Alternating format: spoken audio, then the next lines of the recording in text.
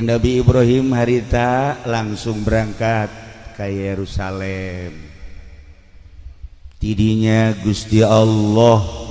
ngainstruksikeun ka Kanjeng Nabi Ibrahim, hai Ibrahim, anjeun berangkat ke Syria Syam. Kanjeng Nabi Ibrahim berangkat tanpa pamrih jeung istrina Siti Hajar berangkat ke Syria ke Syam. Tidinya Kanjeng Nabi Ibrahim titah ke gunung. Berangkatlah Kanjeng Nabi Ibrahim munajat diabadikeun dina Al-Qur'anul Karim. Wa qala inni zahibun ila rabbi. Cek Kanjeng Nabi Ibrahim simkuring dipiwarang ku Gusti Allah di Palestina ka Suriah ka Yerusalem. Inni zahibun ila rabbi sayahdin. Piwarang munajat pepentaan nu bakal dituduhkeun ku Gusti Allah, nu bakal dibere ku Gusti Allah, naon nu dipenta ku Kanjeng Nabi Ibrahim. Kanjeng Nabi Ibrahim teu loba pamenta, Rabbi habni minas sholihin. Gusti,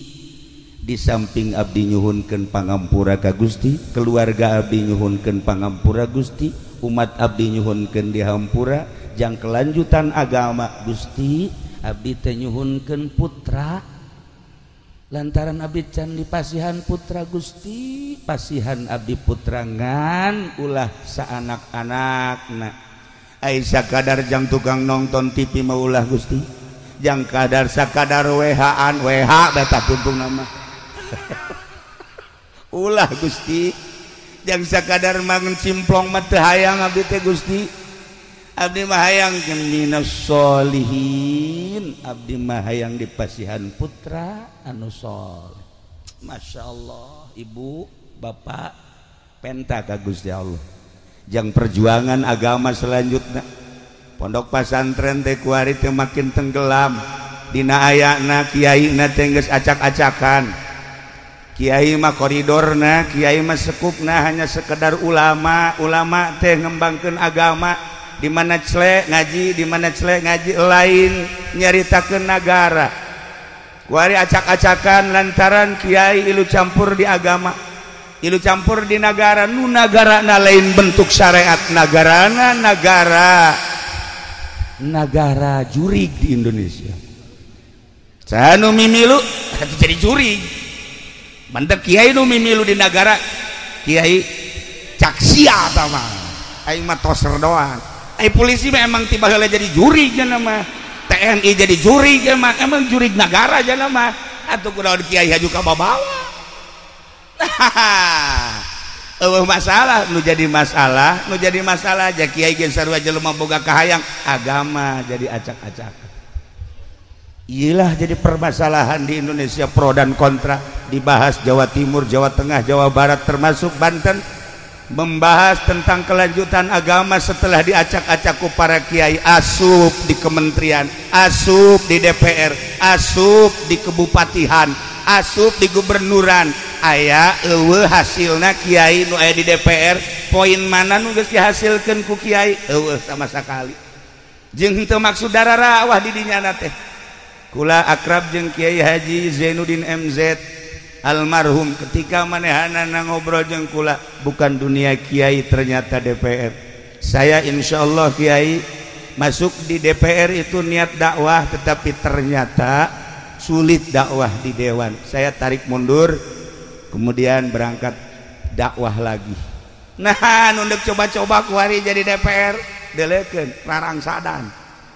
Rarang Sadat, kiai baheula nu asup ka Golkar. Wassalamualaikum warahmatullahi wabarakatuh. Kuari anu ngadukung PDI, wassalamun alal mursalin walhamdulillahirabbil alamin. Maksudna agama, ieu mah agama, urusan kelanjutan dirina, pembangunan jeung wawasan atuh leuwih agama. Atuh Kinurjaya bage geus teu bisa nyebutkeun cau. Kinurjaya ieu naon? Au cau tolol. Au. Ki Subandi baheula teu bisa nyebut cau. Au. Hei, kiai, cau. Au. Nah barang kukurang geus servis wari bisa nyana cau horeng nah ieu Ki Subandi ge geus servis we cau Ki Wahab mah wari ge cadel keneh lau nyana mah eueuh masalah ngan agama cadel urusan negara pasehat urusan pembangunan istimewa urusan agama cadel iyalah nu jadi masalah di Indonesia. Para jamaah kaum muslimin wal muslimat rahimakumullah. Nah Kangjeng Nabi Ibrahim muli ka bumi Masya Allah karim telila Kangjeng Nabi Ibrahim dipasihan keturunan tina hasil doa munajat di hiji gunung istrina Siti Hajar ngandung Masya Allah borosote seorang anak lalaki kasep na tanding ibu lamun nyaritakeun kasep mulai neuleuti dia ya ieu mah ye beungeut belah ditu teh naon kana solear kabeh komo ieu mah raja solear ieu mah ngan pada buntutan doang atau tinggal kurang dijieunkeun bae ku hari waduh kasep ya Allah ya Rabb Kangjeng Nabi Ismail mah begitu borosot dilalayan ku tatangga eueuh nu nyebutkeun teu kasep ti mimiti tarangna halisna irungna geus kabentuk pikasepeun anu luar biasa kacaritakeun terus rada gede beuki kasep arulin di luar teh babaturan-babaturana isin ku kakasepan Kangjeng Nabi Ismail alaihi salam kasep teh lalaga kasep begitu naik 7 tahun katingali kakasepan Kangjeng Nabi Ismail naik 10 naik 11 12 13 Masya Allah geus menghampiri balik luar biasa kasepna loba awewe anu penasaran hayang neuleuh Kangjeng Nabi Ismail ku tenar-tenarna kasepna eta awewe lamun geus digali Kangjeng Nabi Ismail saminggu teu dahar teu kae masalah seubeuh bae urang lamun kuari seubeuh neuleuh beungeut haji pendek lapar bae lapar malah keluar peureup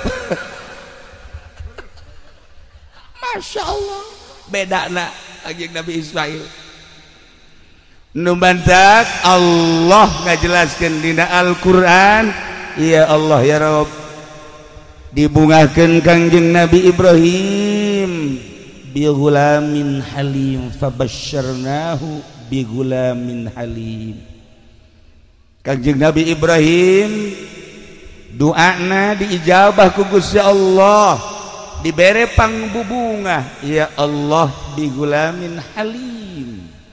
dibere anak nu ngaran Ismail halim teh kasabaranana leuwih tibatan sabar biasa disebut aris sabar mah loba tapi mah leuwih tibatan sabar nu biasa istimewa bunga nu kacida Kangjeng Nabi Ibrahim jeung Siti Hajar di mana isuk-isuk ningali anak nu sakitu kasepna cerdas dan luar biasa eueuh pibendueun indung bapa resep ningali anak jeung dina resepna dina salian ti resep teh capetangna dina salian ti capetang cerdasna dina salian cerdasna babantu ngabantuan imah tangga teh geus teu kudu dititah Masya Allah du jadi bapa jeung indung boga anak Ismail cumpon resepna luar biasa Masya Allah lamun urang boga anak kos kitu ngeunah nah barang geus umur 13 tahun Kangjeng Nabi Ibrahim dibere impian ku Gusti Allah impianana model impianana titah mencit anak nu ngaran Ismail Aisyah sakalana kumaha emang Kangjeng Nabi Ibrahim nu mancat titah mencit anak sasakalana Kangjeng Nabi Ibrahim teh ya Allah ya Rabbi buarahanana luar biasa di mana-mana bulan haji Kangjeng Nabi Ibrahim teh ieu sedekah embe 1000 embe nu ngaran munding 300 munding onta 100 onta lain dina bulan haji bae ketika lewat sebulan 2 bulan Kangjeng Nabi Ibrahim sodakohna 1000 embe teu pernah kurang 300 jamus munding 100 onta ya Allah ya Rabb datang ke masyarakat ya masyarakat kabeh ngarasaan ngadahar daging kabeh ngarasaan nu resep embe daging embe nu resep onta daging onta nu resep munding daging munding kabeh ngarasaan datang ke malaikat kagetan malaikat Masya Allah cek malaikat hamba Allah nu ngaran Ibrahim kubarahan-barahan teuing masyarakat kabeh bunga ngadahar daging kabeh ai kunaon kiai kuari dibere korban masyarakat teu ngadahar daging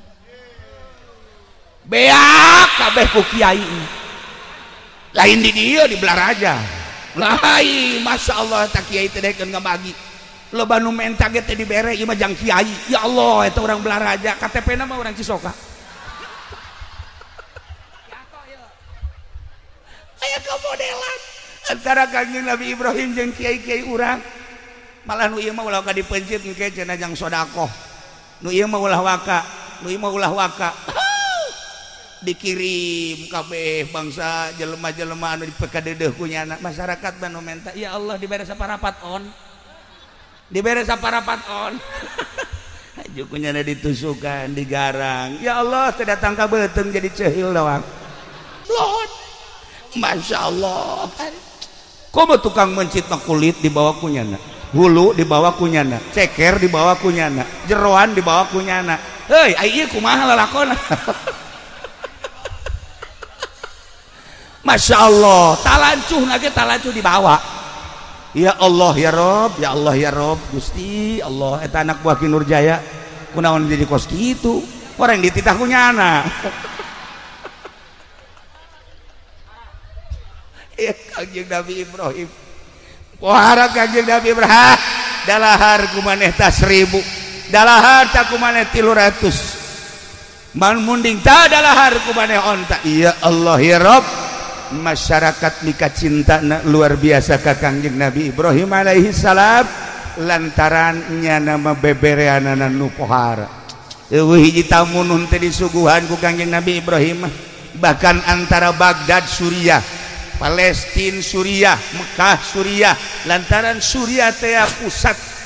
perpasaran pusat pasar di mana bae nyieun kam-kam nyieun pos-pos jang pedagang-pedagang jang musafir-musafir nu liwat setiap liwat kadinya kudu disuguhan ya Allah ya Rabb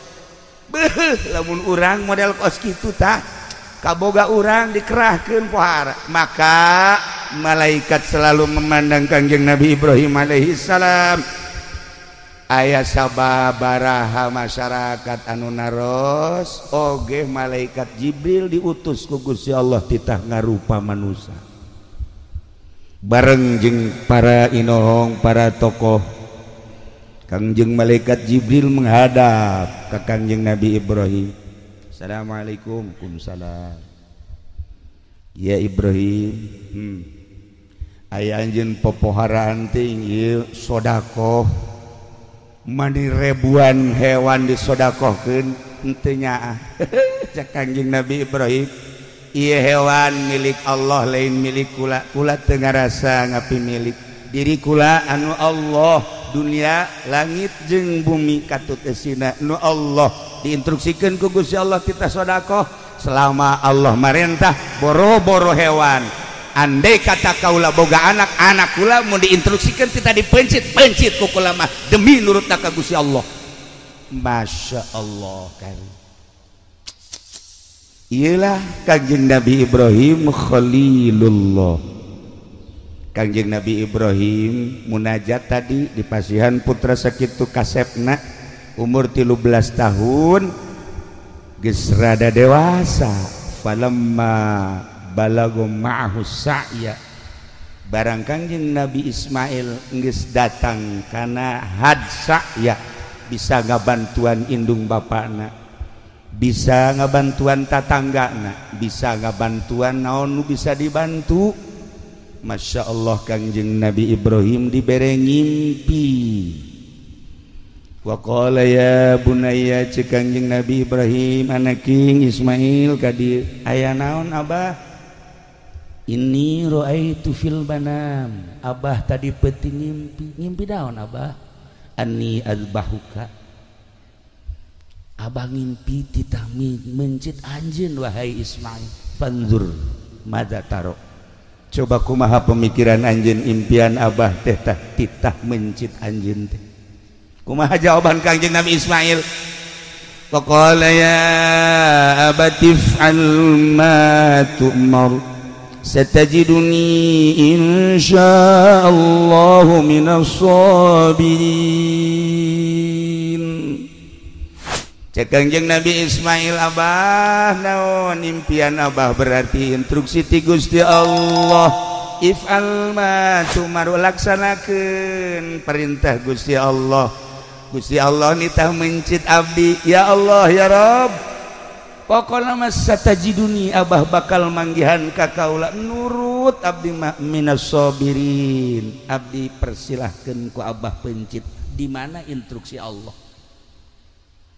urang lamun boga anak kos kitu tah kaset biasa haju titah dipencit ambo-ambo meureunanan Gusti banyak kudu mencit anak maningan Haji Pendi pencit daripada mencit anak majanya manggil manfaat nah Gusti ya Allah ya Rabb coba eta datang kacak tetangga eta bae cenah Gusti ya mantaknya nama iilunan jeung kiai ge pamajikan geus doakeun nu mantak geus doakeun atuh geus manfaatna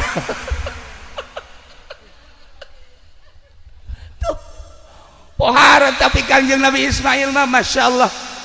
diabadikan di Al-Quranul Karim dibaca ku urang faqala ya abati if'al ma tu'mar satajiduni insyaallahu minas sabirin kula mah lamun maca ayat eta ngahaneng bekos ku bode etek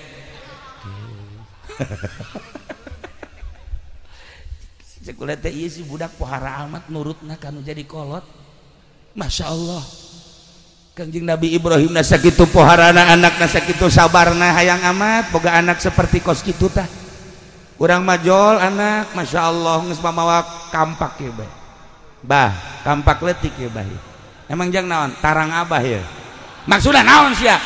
belikeun motor bah lamun henteu antara dua kaca jeung tarang abah sial da urang Cisoka boga goblok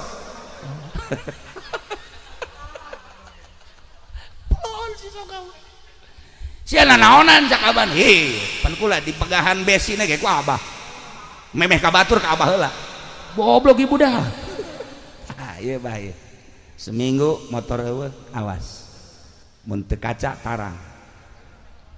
nu kadua adina geus mau martil gede be mak awas ieu mah ieu naon sia lamun kakak dibelikeun motor kula henteu susu emak hiji sial boga anak karari amat sia ieu nanaonan teu bisa nanaonan pokona mah kieu bae geus pokona mah kakak dibelikeun kula henteu awas Masya Allah imah hareudang ngobrol bae bapana jeung pamajikanna anak orang jadi karari bogan sia si pasantrenkeun modern cakaing ge pasantren salap lo kadenge budak santri salap mah mau martil paling gara gaji ya gara-gara di pasantren modern kos kieu tah tanu adina mah mangkaning tah tu pasantren modern acan nya nama asan mah sakola hasil sakola mah kos kieu pan batur ge itu tuh sakolanya jadi DPR mah leuwih kejam tibatan anak urang mah kampak hayang motor DPR mah tanda tangan jahat sama kos kitu mah itu jadi polisi atuh polisi nggak modal lah priwit doang jerona mah atuh sarua mah anak orang deres keneh sakieu mah ye nu bener tungtungna nu bener boga anak teh Masya Allah nah pasantren ke coba tanya daekeun teh pasantren salap Pak nya nama paling ge nyicingkeun tilu mau marti paling nyicingkeun bae ieu budak balik pasantren kok tuh ngomong-ngomong mana Coba tanya hayang naon sambargan sia ieu balik masan teu ngomong-ngomong mah hayang naon umur geus sabaraha mah umur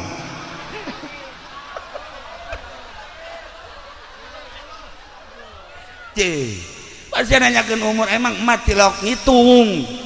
ieu kula ieu nu mantak make samping geus teu bagus ge eta teh demo nu sabenerna mah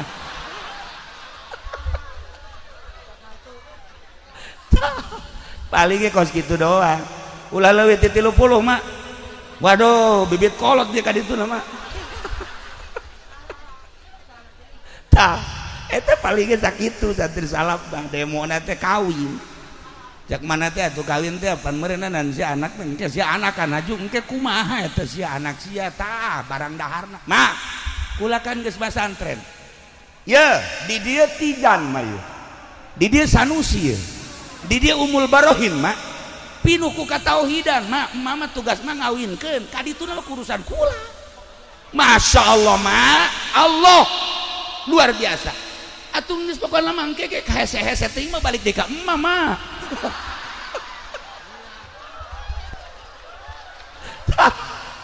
eta santri mah balik ge sakitu tenang mah pokona kula mah geus kawinkeun ka dituna geus tenang serahkeun ka Allah aing ngadenge sia mah gede hate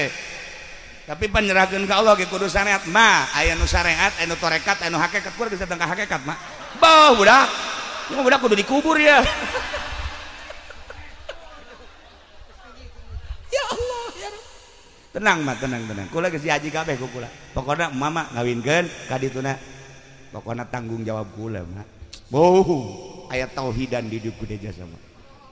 teu kan ngeunaheun ai make salaf mah masyaallah segala rupa serahkeun ka Allah lamun Kangjeng Nabi ditanya ku sahabat ya Rasulullah abi teh hayang sugih sa nu pangsugihna Allah penta ka nu pangsugihna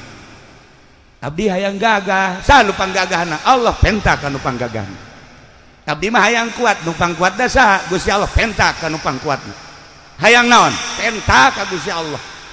kitu Kangjeng Nabi mere cara penta hayang sugih ulah menta kamomonon urang cisoka mah menta kamomonon atuh sagada ka Gunung Kawi segala macam-macam minimal menta tulisan kaki Nurjaya bukunya nana ge susah suka Gusti Allah Allah menta ka Gusti Allah sugi nu menta kaya sahabat abdi mah hayang boga ilmu aya nu boga ilmu saha Gusti Allah penta ka Allah nu menta Gusti Allah pernah nyarios kieu kapan ana ilmu la ilmalak kaulah ilmu anjeun ilmuwan mun eueuh kula lamun urang boga ilmu haju di aku ku urang sok dicabut deui ku Gusti Allah urang boga ilmu ulah di aku sebab cak Gusti Allah ana ilmu kaulah ilmu anjeun la ilmalak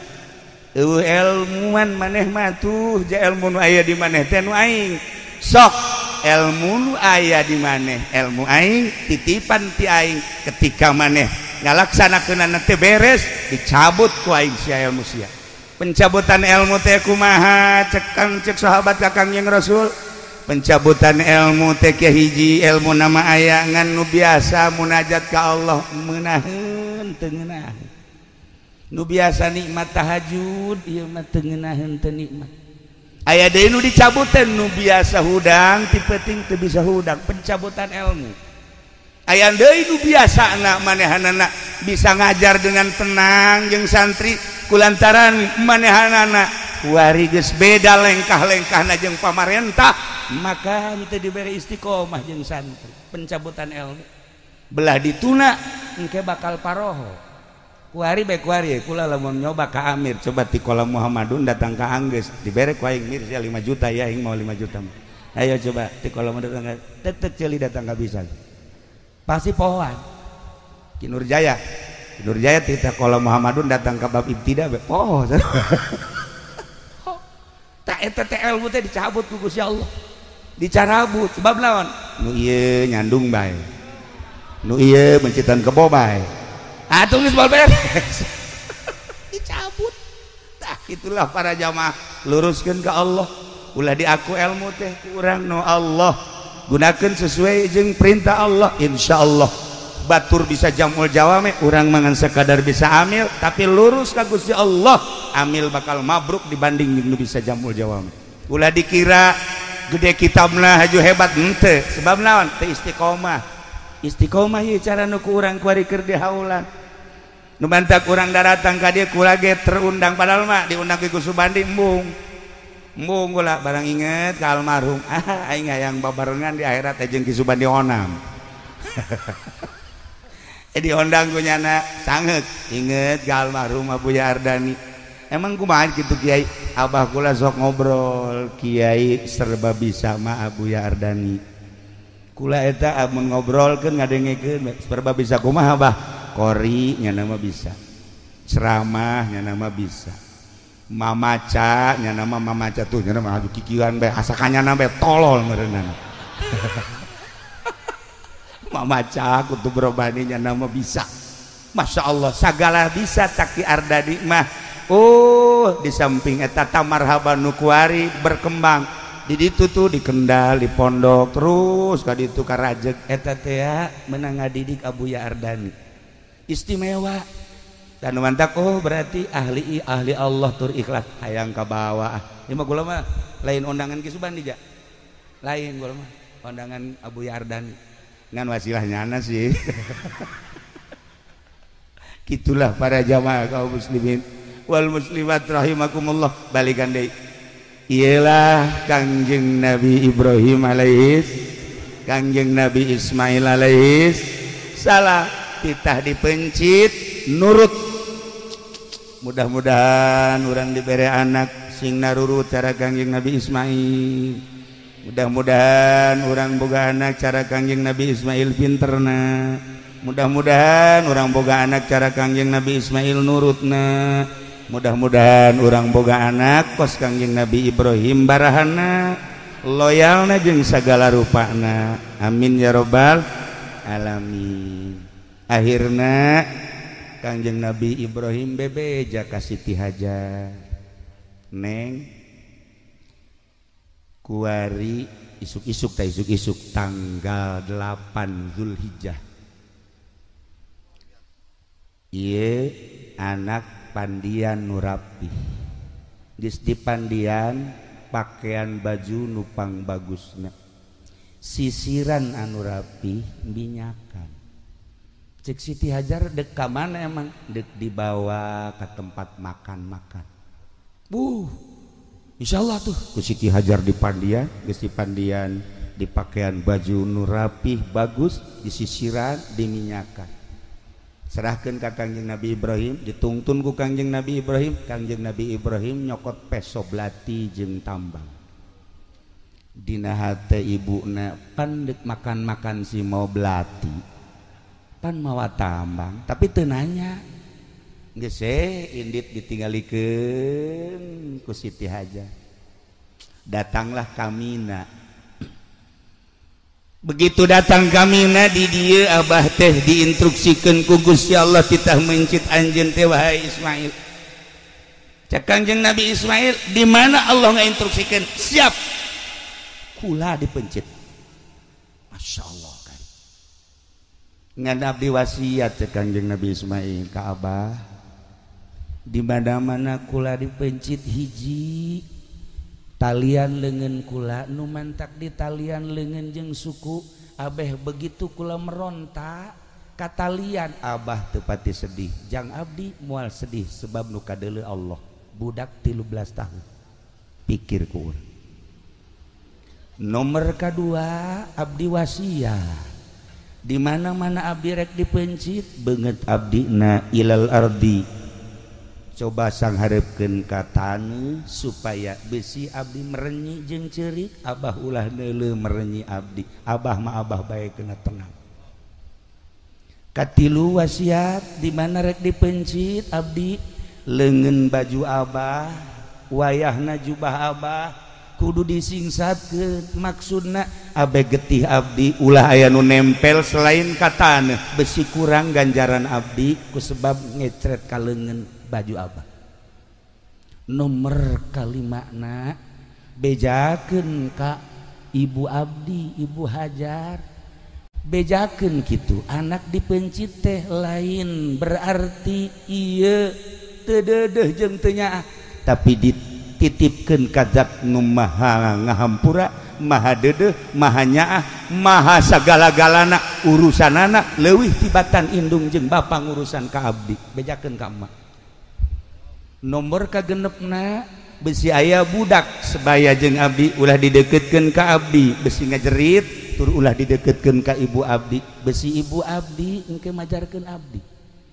Nomor katujuhna ieu baju abdi buka setelah abdi dipencit sanggakeun ka ibu jang pelipur lar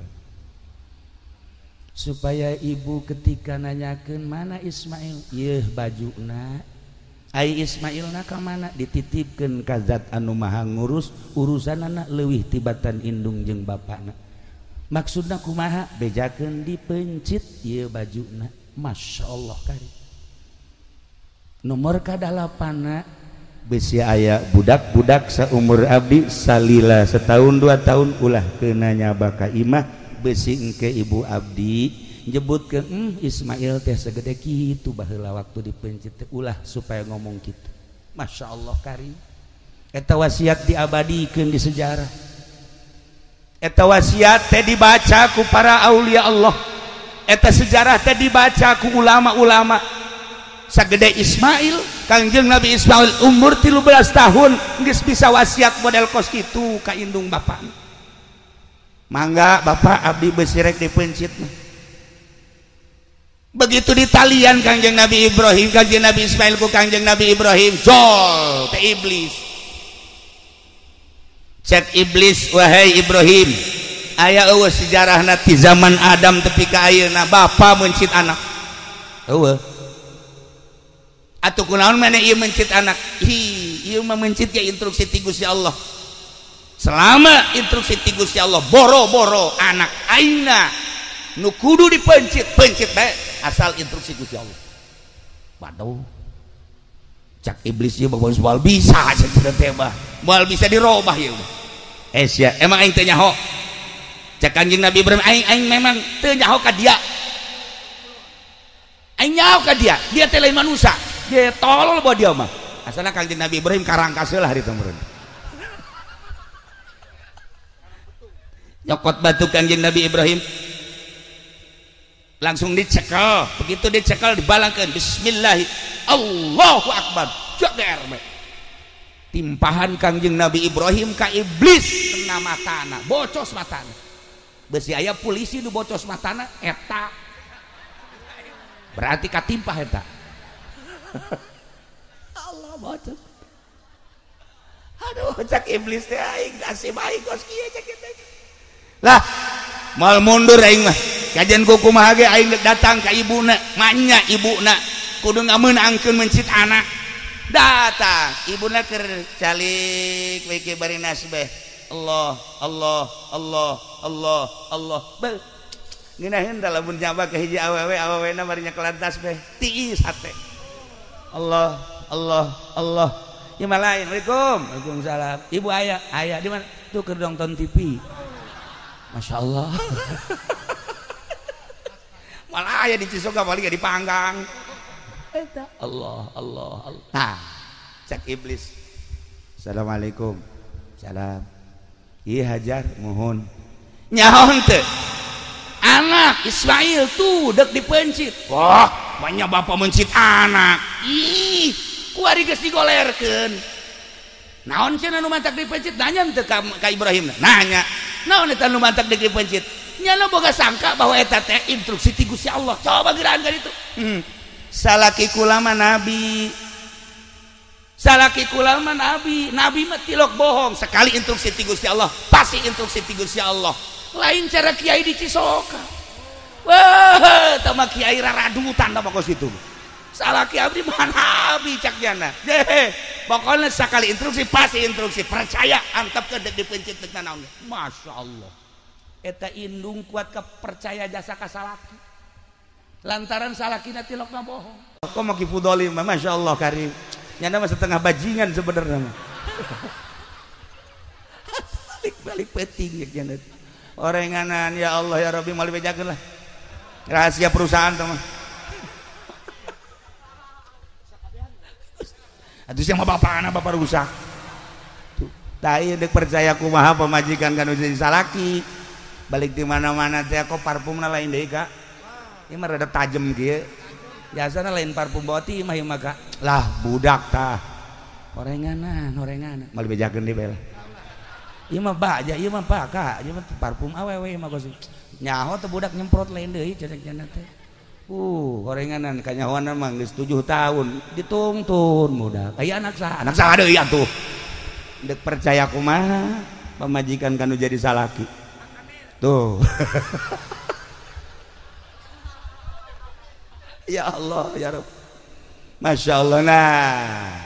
geus heseyeun iblis datang deui ka Kangjeng Nabi Ismail maneh teh dipake ka dede jeung kanya aku indung bapak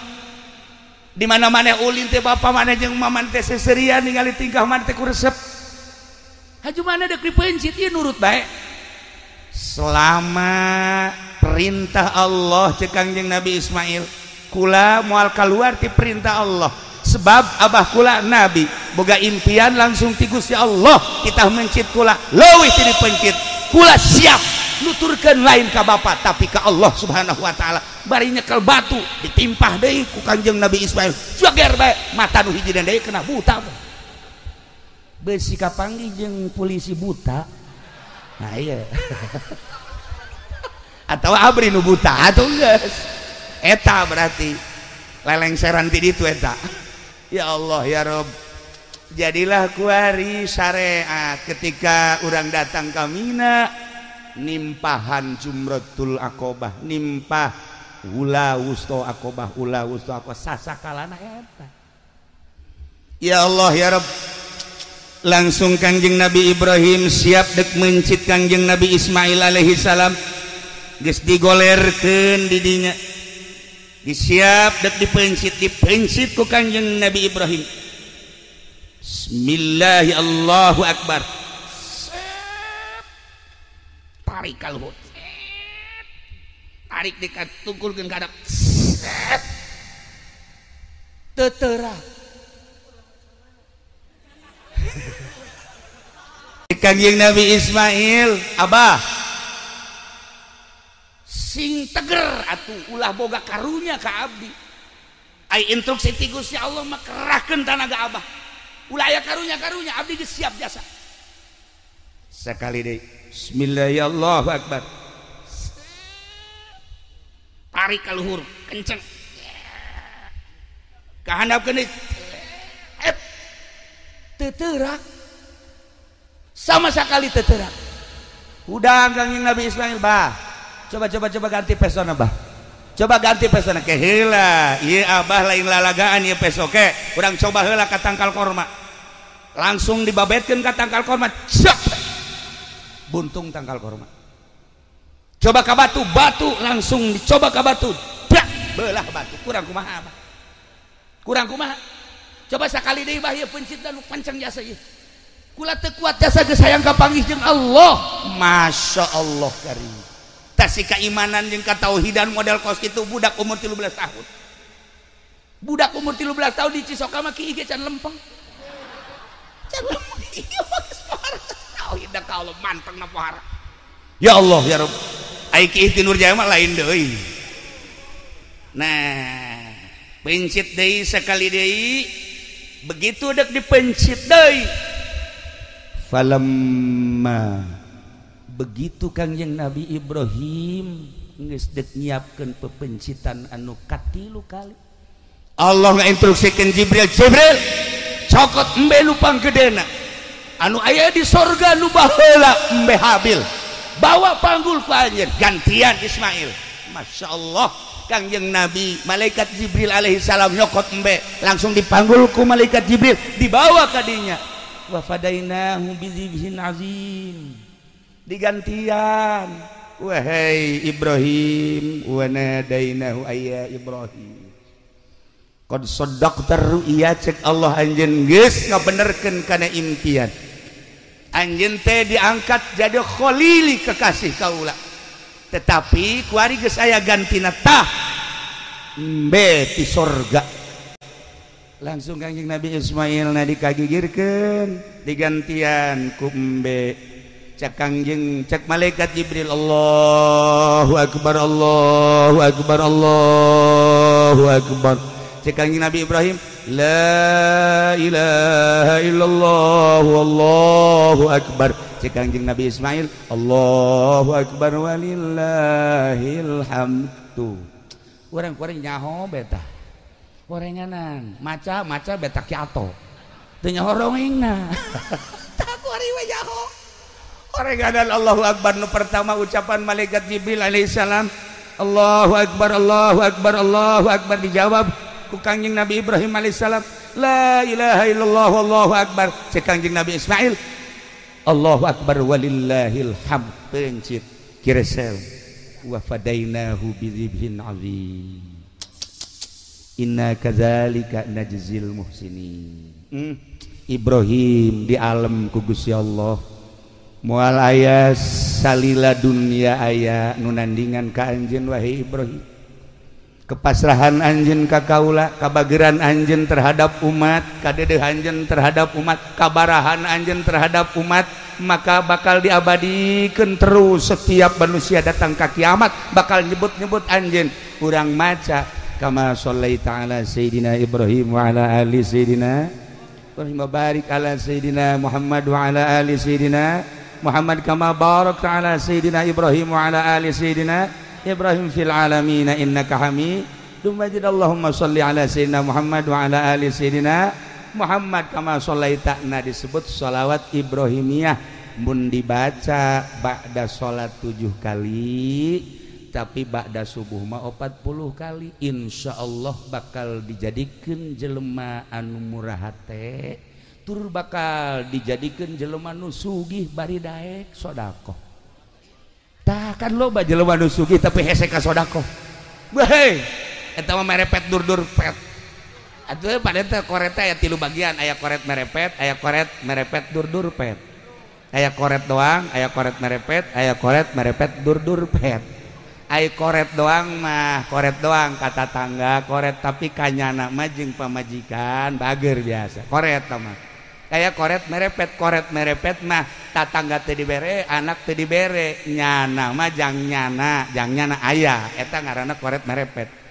koret merepet dur-dur pet mah tatangga teu dibere anak pamajikan teu dibere nyana ge hayang jajat menta contona sieun eta kan merepet dur-dur pet boro-boro jang batur jang nyana ge hese jasa ja eta mah boga lauk tembang ge diteudeun di handapeun anggel kanyawan ceulina ku cucurut ya Allah ya Rabb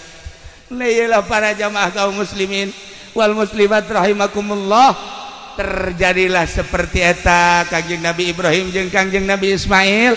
tah tanggal 8 pepencitan mimpi nu pertama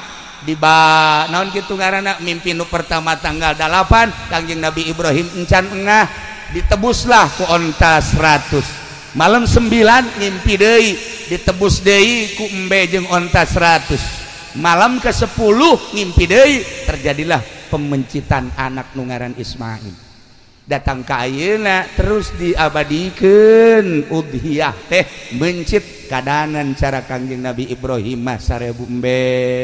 300 munding 100 onta atuh hiji-hiji Haji Pendi ieu mah kamari kabeja ribut jeung tatangga ribut aya naon bahkan belati geus dikieu-kieu gorenganan ngabagina teu akur buntut ka imah ceker imah hate imah hulu imah cek tetangga aing naon goblok